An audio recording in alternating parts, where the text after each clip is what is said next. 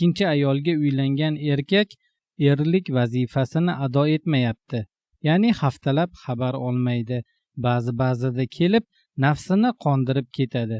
Bundan charchagan ayol talog'ini berishini so'rashiga qaramay, uning talabini qondirayotgani yo'q. Shunda ayol o'zini o'zi taloq qila oladimi? Mana shu holat hozirgi kunning eng yomon tarqalgan holatlardan bittasi. Xo'p, ba'zi odamlar u qiladi, bu qiladi, ayolni ikkita qilib oladi. Xo'p, adolat yo'q. Shariatning birorta hukmi bilan ishi yo'q. Lekin sunnatga amal qildim, ikkita xotin oldim deydi. O'ziga kerak bo'lganda sunnat kerak bo'ladi, lekin o'sha sunnatning orqasidan kelayotgan shariatning talabi bilan ishi yo'q.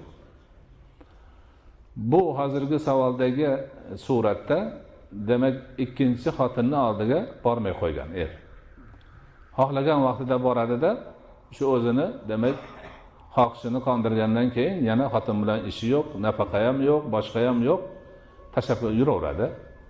Endi bundan jonidan to'ygan xotin men ajrayman deyapti. Ajrayman desa yo'q deydi, men seni qo'yib yubormayman deydi. Shu bilan birga erlik ham qilmaydi, nafaqa ham bermaydi, boshqa ham qilmaydi.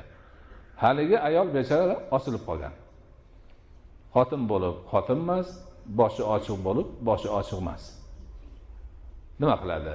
Mana bu yerda aytayaptiki, talog'ini so'rasam bermayapti. O'zim taloq qilsam bo'ladimi? Yo'q. Ayol kishi o'zini o'zi taloq qilmaydi. Lekin mana shunday holatlarda ikkita yo'l bor. Ayol kishini o'sha zolim erdan ajrashi uchun shariat ko'rsatgan. Bittasi xulu' deyiladi. Xulu' deganda ayolga shunaqa yoqmay qolsa, men bundan ajrayman deb qoziga murojaat qiladi-da. Menga bunaqa erning keragi yo'q. Masalan uchun o'qilyapti, bu qilyapti. Shuning uchun men bu bilan ajrashaman deb arza beradi. Qozi ko'rib, ikkovidan so'rab surishtiradi. Ana o'shunda erga xotin mahrni berib, mana menga bergan mahringni ol. O'zing bilan bo'lsin-da desa, bo'ldi, endi xuluq bo'ldi, ikkovlaring ajradilaring desa, ayol ketaveradi. Iddasi chiqqandan keyin boshqa erga tegaveradi. Ikkinchisi nikohni fasx qilish deyiladi, buzish. Endi bu yerda xotin ajrashaman demaydi. Qoziga borib, erim menga qaramayapti deydi. Bunda endi xo'p deb tuzalsa yashab ketish niyati bo'ladi.